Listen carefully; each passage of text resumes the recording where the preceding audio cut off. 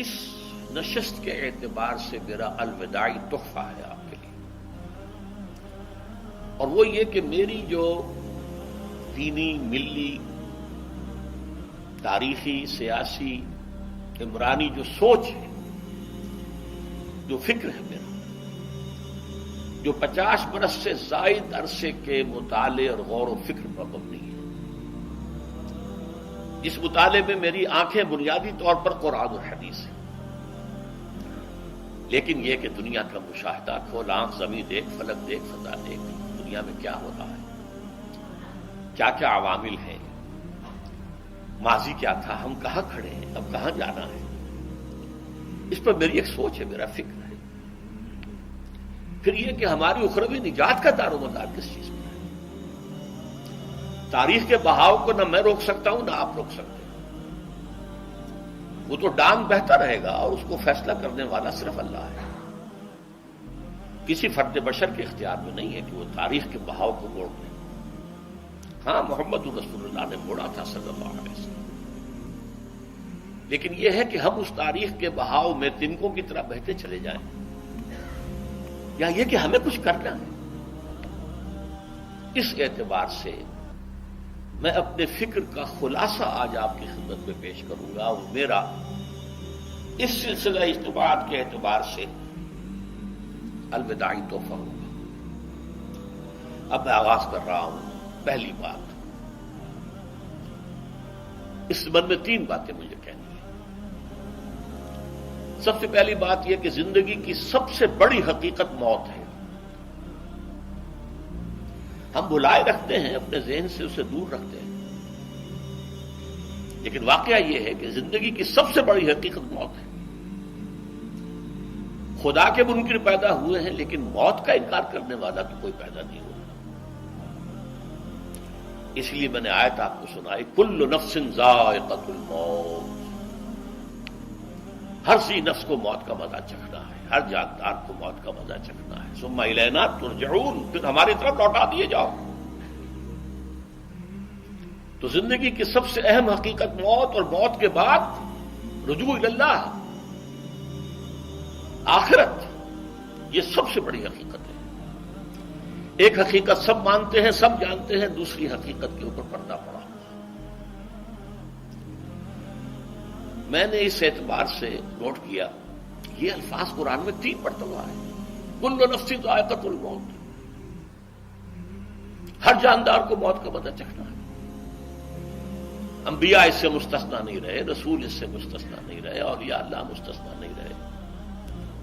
وقتی طور پر استثناء حضرت عیسیٰ کا ہے کہ ابھی وہ زندہ ہے، لیکن عیسیٰ یاتی علیہ الموت، حضور نے فرمایا عیسیٰ پر بھی موت آئے گی، جب دوبارہ آئیں گے، زمین پر اتریں گے، پھر اس کے بعد ان پر موت وارد ہوگی، ان کی نماز جنازہ پڑھی جائے گی، انہیں دفن کیا جائے گا حضور کے پہلو میں، شادی بھی کریں گے، اولاد بھی ہوگی۔ باقی تو یہ ہے کہ کل نفس ذائقۃ الموت، سب کو موت کا مزہ چکھنا ہے۔ عیسیٰ بھی بالآخر اس سے مستثنا نہیں رہیں گے، بلکہ قرآن میں ایک جگہ کہا گیا ہے افإن مت فهم الخالدون، کیا ہے نبی، اگر آپ کا انتقال ہو گیا تو یہ کیا ہمیشہ رہیں گے؟ کون ہے دنیا میں جو ہمیشہ رہے؟ انتقال تو ہونا، آپ کا بھی ہونا ہے۔ انک میت وانہم لمیتون، یہ تو مختصر ترین الفاظ تھے۔ اس سے آگے بڑھیے، سورہ انبیاء میں فرمایا کل نفس ذائقۃ الموت وَنَبْلُوكُمْ بِالشَّرِّ وَالْخَيْرِ فِتْنَةً وَإِلَيْنَا تُرْجَعُونَ، ہر جاندار کو موت کا مزہ چکھنا ہے، اور اس سے پہلے پہلے ہم تمہیں آزماتے رہیں گے، خیر کے ذریعے بھی، بھلائی دے کر، صحت دے کر، دولت دے کر، اولاد دے کر، شہرت دے کر، اور برائی کے ذریعے سے بھی، تنگ دستی دے کر، بے عزتی دے کر، اہانت دے کر، ذلت دے کر، وَإِلَيْنَا تُرْجَعُونَ، اور پھر ہماری طرف لوٹائے جاؤ گے۔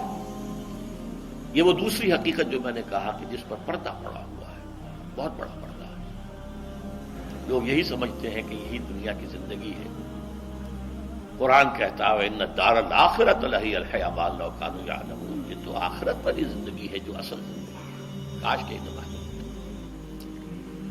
اس سے بھی زیادہ تفصیل سے یہ آل عمران میں آئی آیت، کل نفس ذائقۃ الموت وانما توفون اجورکم یوم القیامہ، ہر جاندار کو موت کا مزہ چکھنا ہے اور پھر تمہیں پورا پورا تمہارا اجر اور بدلہ دے دیا جائے گا قیامت کے دن۔ فمن زحزح عن النار وادخل الجنۃ فقد فاز، جو کوئی آگ سے بچا لیا گیا اور جنت میں داخل کر دیا گیا وہ تو کامیاب ہو گیا۔ اللہم ربنا اجعلنا منہم، اللہم ربنا اجعلنا منہم، اللہم ربنا اجعلنا منہم۔ وما الحیات الدنیا الا متاع الغرور، اور دنیا کی زندگی تو سوائے دھوکے کے سامان کے اور کچھ نہیں ہے۔ دھوکہ کس معنی میں؟ یہ تمہیں اصل زندگی سے غافل کر دیتی ہے۔ تم کہیں سفر پر جا رہے تھے، تمہارا کہیں گھر تھا، تمہیں واپس آنا تھا، تم راستے ہی میں کسی دلچسپی میں ایسے مگن ہوئے کہ گھر بار سب بھول گئے۔ یہ تو تمہارا عارضی سا سفر تھا، تم نے اسی کو اپنی منزل بنا لیا، اپنا ٹھکانہ بنا لیا، تو دھوکہ دیا اس نے تمہیں۔ ویسے دنیا کی زندگی دھوکہ نہیں ہے، بڑی حقیقت ہے، اس لیے کہ حضور نے فرمایا انما الدنیا مزرعۃ الآخرہ، یہ دنیا آخرت کی کھیتی ہے، یہاں بو گے تو وہاں کاٹو گے، یہاں کچھ کمائی کرو گے تو وہاں اس کا بدلہ ملے گا۔ اس اعتبار سے دنیا بہت بڑی حقیقت ہے، ایک ایک لمحہ بہت بڑی قیمتی شے ہے، لیکن اگر یہ دنیا تمہیں آخرت سے غافل کر دے تو اس سے بڑا دھوکے باز ہو کوئی نہیں۔ یہ اصل دجال ہے۔ میں نے تقریباً 60 برس کی عمر کو جب میں پہنچا تھا تو موت کا انتظار شروع کر دیا تھا۔ میرے قریبی احباب کو معلوم ہے، میں کہتا رہا، یہ بھی کہتا رہا کہ بھائی میں اپنے حصے کا کام کر چکا ہوں، جتنی صلاحیت اللہ نے دی تھی، جتنی بھی میرے اندر استعداد تھی، میں اس کو بھرپور طریقے پر استعمال کر چکا ہوں۔ دم واپسی برسرے راہ ہے عزیز و اللہ اللہ ہے، یہ میرا معاملہ رہا ہے 60 برس کی عمر سے۔ اس کے بعد اللہ نے مزید 14 برس دیے ہیں، یہ نافلۃ لک کے درجے میں کہتا ہوں، اس کا اللہ کا عطیہ خصوصی ہے، نفل ہے، ہمیشہ کہتا رہا ہوں۔ مسنون زندگی تو 61 برس ہے ہمارے حساب سے۔ علامہ اقبال کے بارے میں سنا ہے کہ رویا کرتے تھے کہیں میری عمر حضور کی عمر سے زیادہ نہ ہو، وہ 6 مہینے کم ہی رہی ہے حضور کی عمر سے۔ جو حضور کی عمر تھی وہی حضرت ابو بکر کی، وہی حضرت عمر کی، وہی حضرت علی کی، ہاں حضرت عثمان 82 برس کے ہوئے ماشاءاللہ۔ پھر یہاں کے مجددین میں سے وہی عمر حضرت شیخ احمد سرہندی کی، وہی شاہ ولی اللہ دہلوی کی، ہاں شیخ عبدالحق محدث دہلوی رحمۃ اللہ علیہ 82 برس کے ہوئے۔ لیکن یہ میں کہا کرتا تھا مسنون عمر تو 61 برس ہے، جسے ہم 63 کہتے ہیں وہ اصل میں ہمارے حساب سے 61 بنتا ہے۔ وہ 63 قمری ہے، جو 9 دن کم ہے، قمری سال جو ہے وہ شمسی سال سے۔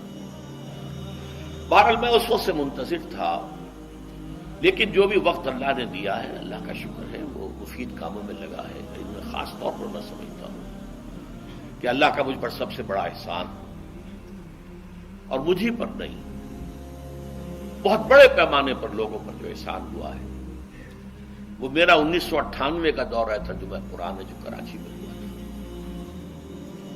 1998 کے مارچ میں میرا بڑا آپریشن ہوا، دونوں گھٹنے تبدیل کیے گئے، لیکن 98 کے آخر میں، حالانکہ میں چل نہیں سکتا تھا، کراچی میں مسجد جو ہے اونچی ہے، دوسری منزل پر ہے، تو خاص ریمپ بنایا گیا جس کے ذریعے میں ویل چیئر پر مجھے لے جایا جاتا تھا۔ میں نے درس کیا،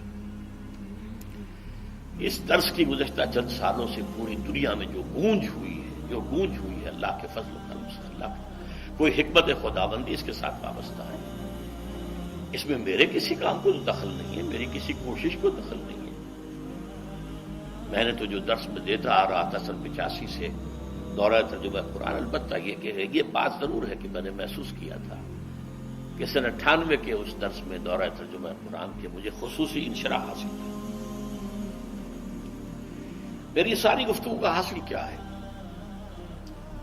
دیکھیے، نظریاتی تحریکوں کا تعلق اشخاص سے نہیں ہوتا، ٹھیک ہے، کوئی اس کا داعی ہوتا ہے، کوئی اس کا مؤسس ہو جاتا ہے، کوئی اس کا آغاز کرنے والا ہوتا ہے، لیکن نظریاتی تحریک افراد سے وابستہ نہیں۔ افراد آتے چلے جاتے ہیں اپنا اپنا حصے کا کام کر کے، جس کو جتنا مقدر ہے، جس کی اللہ تعالیٰ کی طرف سے توفیق ہے، وہ اپنا کام کرے گا، چلا جائے گا۔ یہ چمن یوں ہی رہے گا اور ہزاروں جانور اپنی اپنی بولیاں سے بول کر اڑ جائیں گے۔ مبارک ہیں وہ لوگ جنہیں قرآن کی بولی بولنا نصیب ہو جائے۔ بَإِنْ يَحْسَبُ أَنِّي مِنْهُمْ، مجھے گمان ہے، اللہ کا فضل ہے کہ میں ان میں سے ہوں، میں نے قرآن کی بولی بولی ہے، اور قرآن مجید کو جیسا کہ وہ ہے ایز اٹ از، اپنے کو مذمومہ خیالات، اپنے کوئی ذہن سے زائدہ نظریات کو میں نے اس میں دخل نہیں دیا۔ اسے انگریزی میں آپ آبجیکٹیولی کہتے ہیں، خالص معروضی طور پر قرآن کو پڑھا ہے، قرآن کو قرآن سے سمجھا ہے، یا پھر سیرت رسول سے سمجھا ہے۔ میں لفظ سنت کی بجائے سیرت استعمال کر رہا ہوں۔ قرآن مجسم حضور تھے صلی اللہ علیہ وسلم، اور حضور کی سیرت اور حیات جو ہے وہ قرآن مجید کی اصل تفسیر ہے۔ یہ حقیقت بھی بہت کم لوگوں کے لیے ہے۔ وہ احادیث کا نام تو لیتے ہیں، احادیث بھی ہے، سیرت بھی تو احادیث ہی سے ہمیں ملتی ہے، لیکن میں خاص طور پر سنت یا حدیث کی بجائے سیرت کا لفظ استعمال کرتا ہوں۔ قرآن کی دو سورسز ہیں، قرآن خود اور سیرت رسول صلی اللہ علیہ وسلم۔ بہرحال انشاءاللہ العزیز یہ کام بڑھے گا، چلے گا، یہ میں ابھی بعد میں